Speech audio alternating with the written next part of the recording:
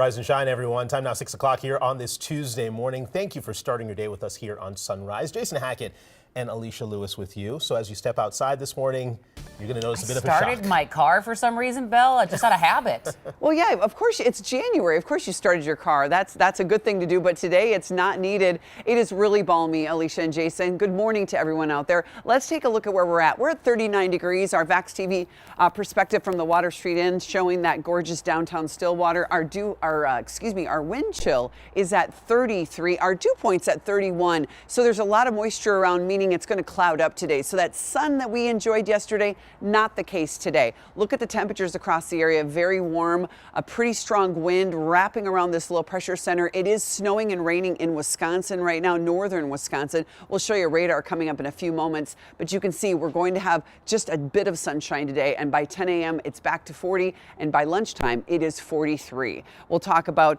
the colder day tomorrow, the snow Thursday and Friday, and the Arctic weekend in just a few moments.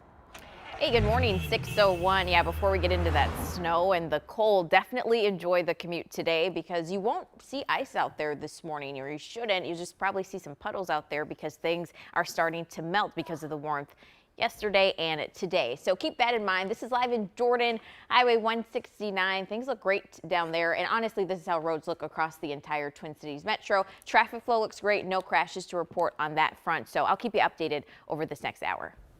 All right, we appreciate it, Cece. Thank you. Before we get to our top story here, we are following breaking news out of Brooklyn Park. Right now, police are investigating a shooting at an apartment complex. This is near 76th and Kentucky Avenue North. This was the scene around 3 a.m. Police tell us one man was shot at a party and was taken to the hospital. They are looking for two people they believe were involved here. Well, as more federal agents head to Minnesota today, a new legal battle to get them out is beginning. Yeah, the latest effort in response to Operation Metro Surge. Audrey Russo is outside the Whipple Federal Building in Minneapolis with more on this lawsuit. Audrey.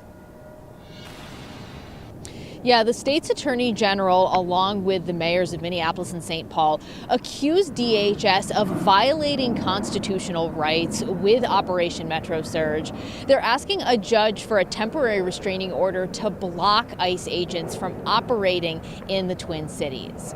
Now, the Trump administration says that the flood of federal agents is meant to crack down on undocumented immigrants and fraud in Minnesota. But AG Keith Ellison argues ICE agents are targeting schools, businesses, even funeral homes by racially profiling immigrants, most of whom he says are here legally. Now, city leaders claim that ICE agents are draining resources and putting people in danger. We don't use the word invasion lightly. What we are seeing is thousands, plural, thousands of federal agents coming into our city. And yeah, they're having a tremendous impact on day-to-day life. And it's a negative one. And whether that's kids that are trying to get to school or businesses that are trying to open, that's police officers that are responding to 911 calls. It's just about being able to conduct daily life right here in our city. Now, in response to the lawsuit, the White House put out a statement calling it a, quote, pathetic stunt. Republicans here in Minnesota put out their own statement echoing a similar sentiment, saying that it's a waste of state resources. Back to you. Audrey Russo reporting live this morning. Thank you very much. And with federal immigration enforcement expanding, incidents of agents confronting people on the streets and businesses, cars, and even door to door are growing. And it's causing confusion about what your legal rights are. Danny Spiewak explains. With thousands of federal agents in the Twin Cities right now, there are a couple of things you need to know. First, ICE and federal agents need judicial warrants signed by a judge to enter your home, or they can get your permission to come inside. You are allowed to deny them entry altogether. That is your choice. When it comes to a business and business owners, the situation is a little bit more complicated. Business owners can deny access if they don't have a warrant to private areas of their business. However, areas where there's an expectation of public access, like a lobby or the parking lot, federal agents do not need that judicial warrant to operate in those spaces. Also, you should know that ICE uses what's known as administrative warrants. That allows them and directs the agents to find people they believe are in violation of U.S. immigration laws. However, those administrative warrants do not give them access to, say, a home or private area of a business. Today, more school walkouts are planned across the metro in protest of ICE. This is video of students protesting at Maple Grove, Roseville, and Roosevelt high schools yesterday. While schools are back in session, the Minneapolis district is now also offering remote learning for another month. Some parents are also organizing to keep watch outside of 35 different schools during pickup, drop-off, and at several bus stops, along with providing food donations and rides to work as families are weighing what to do while ICE activity continues.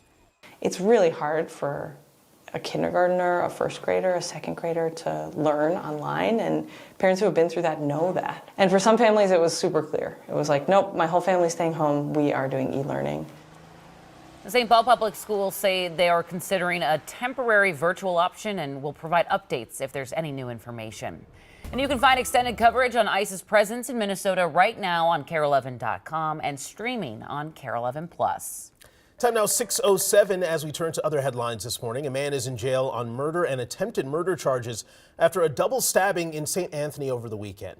According to charges, police responded to a call around 5 a.m. on Friday. They found a man dead in an apartment complex hallway and a teenage boy inside an apartment with serious injuries. According to charging documents, the teenage boy told police they heard their neighbor, Jonathan Kaupa, using a saw in the apartment hallway in the middle of the night. Charges say when they told him to stop, he attacked them.